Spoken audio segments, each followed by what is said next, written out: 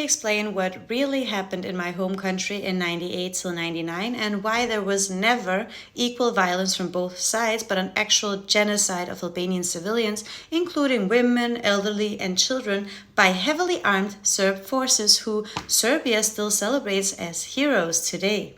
Since we Albanians didn't just lay down and die, which would have made things so much easier for them, they tried to label it as a fair or just war. But the numbers are widely recognized, and as I said, this happened when I was 4 years old and living in a refugee camp. It's not that long ago. We have the proof. So let's learn what Serbs don't get taught in school, even today, and why every single person who says Kosova is Serbia is really saying that they want a new genocide of Albanians. Hear someone say this, be careful, because this is the kind of human they are. To simplify it, I have made a quick table according to the official numbers of the Serbian Humanitarian Law Center, Serbian. So you can see how many people were killed from both sides. This is the total and includes how many NATO killed on both sides as well. Then we also have how many are still missing. We have how many children in schools were poisoned before the genocide in 1990, actually, before the war. How many were raped. How many were displaced from their homes. How many were massacred and buried in mass graves in Serbia. And then the Serbs' favorite topic, how much cultural heritage was destroyed.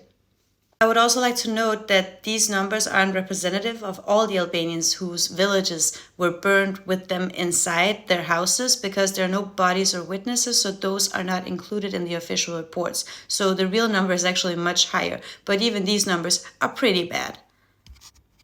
And now let me briefly try to go over some of the massacres just to give you an idea of the atrocities committed. You can find a more extensive list here, although that doesn't cover all of it either.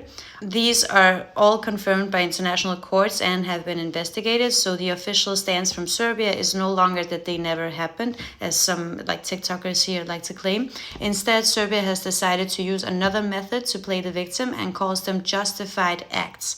So let's go over what they call justified acts. There's the Meja massacre, which is when Serb forces killed 337 Albanians, including more than that actually, including 36 children. They were all civilians, unarmed, and were attacked without reason or warning in their village, where they were rounded up and shot in the head, and all their homes were burned with them inside them as a way to cover up the crime. That's why we don't know exactly how many they were, while the rest of them were transported to mass graves in Serbia and dug up later on, which the government of Serbia themselves has admitted when they returned the bodies. There's also the Vuštre massacre. Here, 120 Albanians, also probably more, against civilians. And not only that, they were refugees on their way to fleeing the country, but instead they were rounded up by Serbian police and shot to death. There's also the Suhareka massacre, 48 victims, including 14 children. They were all locked up inside a pizzeria and 2 hand grenades were thrown in.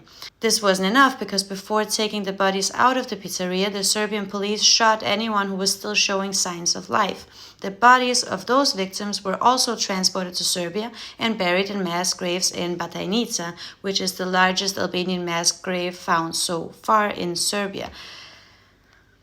45 Albanians, again civilians, including children and elderly, all unarmed, were rounded up and killed in their village. And forensic teams have even reported that some of their heads were decapitated.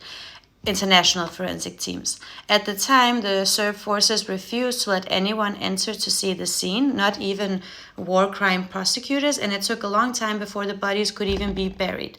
Serbia still denies that this massacre happened, but it is an undeniable fact and one of the turning points that led to the world opening up their eyes and why NATO actually helped us.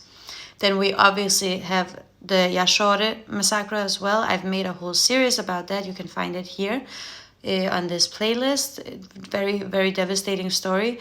But just to briefly mention it, in this one, an entire family and village was killed, more than 60 people, including all the women, children, The only survivor was a child who was left so she could share the story of the wrath of the Serbs. And even today, the Serbs still celebrate the death of this whole family because they, as they say, they would have grown up to be Albanians later on and hate on Serbians. Like, the violence is sickening. Now let's talk a little bit more about the mass graves, because this is something people conveniently forget every time. After the genocide, around May 2001, the Serbian government publicly acknowledged that almost 100 bodies of Albanians had been disposed of in the Danube River. Subsequently, Serbian forensic experts discovered at least 7 mass graves, unearthing over 1,000 bodies, including women and children, in Serbia. That means when they were killed in various villages in Kosova, mainly during these massacres, they were dumped into trucks and transported to Serbia so that their bodies wouldn't be discovered and so that the world wouldn't know what really happened. These are some of the sites that Serbs themselves have found. Even today, remains of Albanians who were killed and buried in these mass graves in Serbia have been exhumed and returned to their families, but over 1,000 are still missing, which was the whole point of the meeting earlier this year. The problem is that the Serbian government knows where the rest are. They've always known, but they just signed an agreement to help us find them now in 2023. And of course, better late than never, but come on. The problem today is that even knowing all of this, the Serbs still don't recognize our independence, which we finally declared in 2008. And this is why they keep holding us back, because in reality, they know that they will never win our country without committing another genocide. Now, some of them don't care about that, but this is 2023 and they honestly can't afford to do it again, or they would. The reason that this delusion exists is because they are taught to claim victimhood no matter what the situation is. This happens because they aren't taught any factual history in their schools, which is why Bosnians face the same experience as us.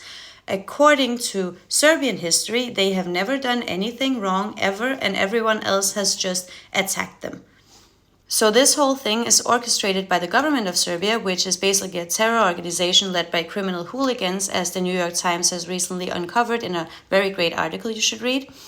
I've said this before, but it cannot be overstated that over 93% of the population of Kosova is Albanian, which was also the case in 1999. In comparison, 86% of the population in Denmark is Danish, but obviously led by Danes, because anything else would be insanity. The reason that so many ordinary Serbs still claim Kosova is because there are 3 main groups of Serbs. The first and smallest group know what happened and want us to be independent, so obviously all of them aren't evil.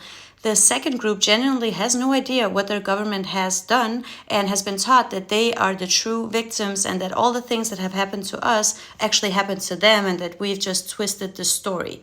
They've also been taught that the whole population of Kosova, except for the 3% Serbs that live there, will just move or die and then give them back our country because 600 years ago they built some churches there.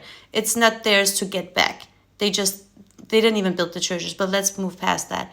You'll find those people in my comment section trying to deny my whole video. Then there's the third group, the ones who know what happened and are proud of it because they've been taught since childhood that Albanians aren't human and should just be killed off like dogs and ethnically cleansed. They usually work as ministers and lead the country today. So this is the level of delusion we're dealing with. So every time you hear someone say something like Kosova is Serbia, just know that this is what they mean.